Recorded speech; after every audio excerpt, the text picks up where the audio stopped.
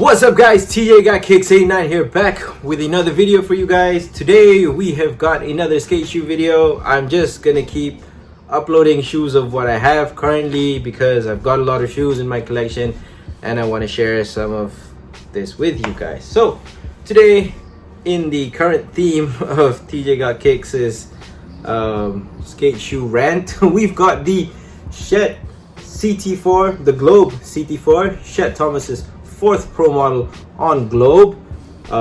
When everyone saw this back in the day, I think everyone said that this was it. This was like the shoe to have, except for the D3 lah. But obviously you can tell this is a little bit more fashion forward, a little bit more stylish than the D3. The D3 was just huge, big, chunky. Whereas this, it's still big and chunky, but it still looked pretty smooth in terms of it not trying to be too loud. So where do I start? There's a lot to go, but the CT4 is a airbag style 90s shoe. There's a lot of early 2000s design language in this shoe, in this skate shoe at least. So we're gonna go over the main feature of any skate shoe that you should talk about first, and it is the toe cap. And the CT4 was built on the foundation or the design thought that Shet Thomas wanted something that was a lot more durable for the kids to buy, which would in turn cost more, but he's aware of that because he kept getting feedback from customers, obviously people who were using his products, and they were like, it's not durable enough. You wouldn't want to spend in Malaysian currency at least 500 ringgit on a pair of Janoskis and have it like busting out on you the next day. So you would want something like this back in the day. So you have this triple layered toe cap. You've got a layer of nubuck first, and then you've got another layer of gray nubuck right under there, as you can see. And you've got the base layer of, it's not really nubuck, it's more like it feels like a coated leather, but you can see like textures on it and all that. On the front also, and I think this is the reason why this shoe flexes and wears better than the Osiris D3, is this mesh cutout here at the front, which helps obviously with when you're bending and all that. It helps because there's less leather mesh, easier to flex, right? You've got this really nice Globe lace loop in the front there, done up in rubber. Moving on to the medial side of the shoe, or the middle side of the shoe, you've got this TPR, rubber backed nubuck that is the same material as the front, and you also have rubber ollie bumps, raised rubber ollie bumps, which is a huge language design for skate shoes back in the 2000s and late 90s. You saw this in various S shoes as well. This basically flaps up so you can lace under them. When I wear this shoe to skate, I lace under this exact flap, so that obviously, this being a shorter toe, this is where all of the abrasion is going on, all these kick flips and whatsoever. So this doesn't really, no matter how high it is, it doesn't prevent it from hitting the grip tape as you're sliding upwards. So I would rather put it under the flap basically. Going up, you've got besi lace holes with Globe Australia. It's a design pattern that you don't see a lot in nowadays brands because of cost cutting and whatsoever. You would be able to tell like what part was from what shoe back in the day. They wanted to snap to put their branding. They wanted to put their branding on every single component of the shoe if they could. So moving up to the middle side again, you've got this synthetic abrasion resistant coated leather. I wouldn't say it's coated leather, it's probably just a piece of synthetic that is just really abrasion resistant. This is a design feature on all CT4s back in the day. You've got the Globe logo there, which reveals their branding on the underside. There's lots of details on this shoe. I love it so much. Behind here, you've got the same material in the front there. Just a really abrasion resistant shoe. You've got the CT4 branding closer to the heel. At the back, you've got some 3M hits on those strips there, and you've got this rubberized globe logo there on the heel. CT4 on the pull tab right there. On the inside, more or less the same. Outside, let's talk about the midsole. The midsole uses Globe's proprietary nitrocell technology, which basically in layman's talk means an airbag that Globe pumps up to their specific PSI, so they can kind of call it theirs.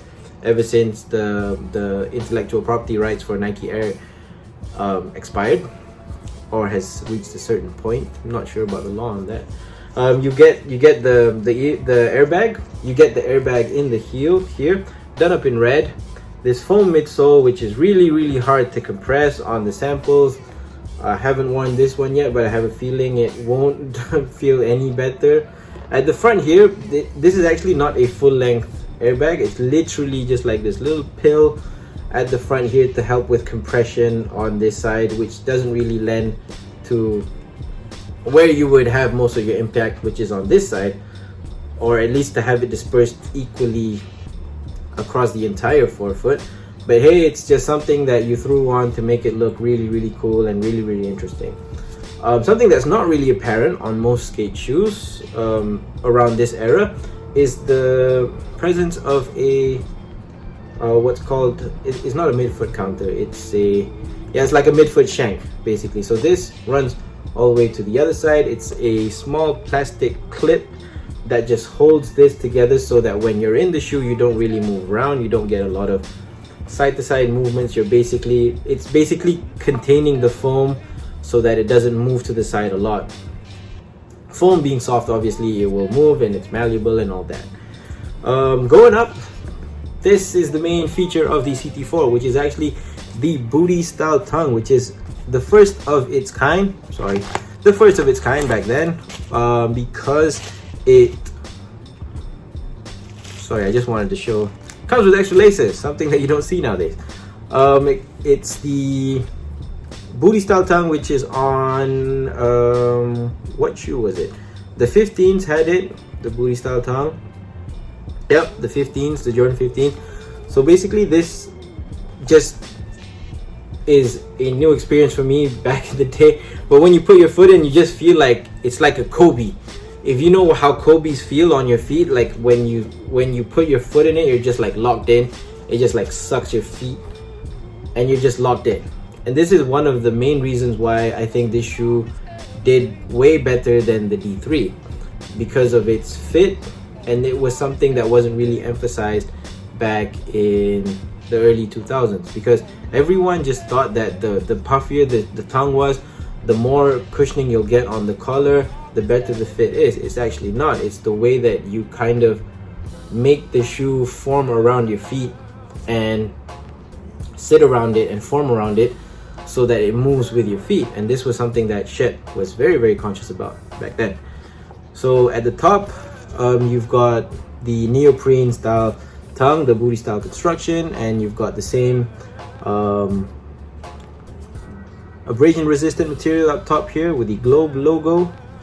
And this is actually a lace loop for you to put your laces through. Don't know why I missed that, but I probably should put it through there. It's also rubbing off. On the inside, you've got this neoprene tongue. It's a two-piece tongue. It's neoprene. It's not the same material as what it is on the collar here, which is just a terry cloth, much like what you see on 90s skate shoe.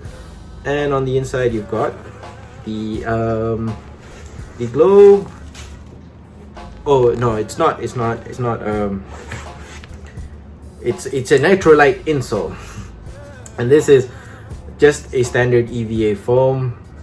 I don't think it does anything much or takes anything away from the non-presence of board feel in the shoe, but it helps with step-in comfort.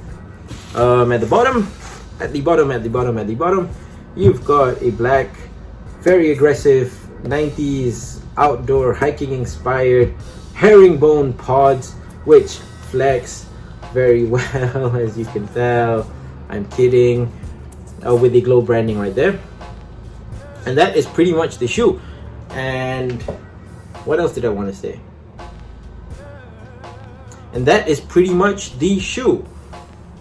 The other thing that I wanted to say about this shoe as we're wrapping up is that I actually like thoughts being put into products. And when you actually carefully think about what you're giving to consumers, I'm not saying that like simple skate shoes don't do that, but they're oversaturating the market. So with like the resurgence of puffier skate shoes, it kind of adds another dynamic to how you style yourself in the skateboarding industry. Because at one time it was always copying a certain brand of skateboarding, which is like the era where the Janoski was very famous and everyone wore it. I mean, people still wear it to today, but the era where Janoskis were just the in thing and boat shoes, skate shoes were the in thing. Then the Dylans came along where you had like people starting to dress up in like dress shoes to skate. And then now it's kind of like reverted back to how do you define your own style. So what I wanted to say is that I think this kind of footwear, or at least this kind of design, just speaks to me because it's a lot about how I thought shoes should function and how shoes should primarily look and feel on your feet. I don't mind the break-in time for these shoes. I mean, something that breaks in easily usually will not hold its form. And yes, I understand that when you're skateboarding you want to feel the grip tape and all that, but I'm not used to that feeling. I'm used to being protected and I'm used to having something substantive on my feet. Yes, I'm not that great of a skateboarder, but at the same time, I think that's the best thing that you can really just say fuck you to other people that criticize you for skateboarding. It's just be you, man. So this is me being me.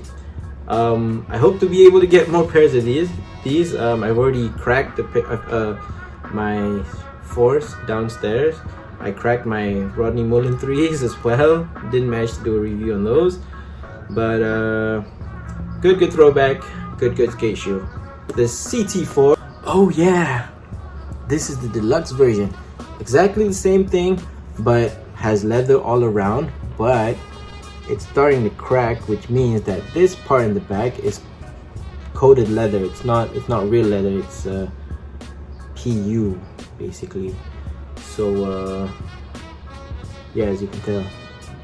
But we'll be wearing this shoe a lot more often now that it's cracking. I hope that it doesn't crack on me soon, but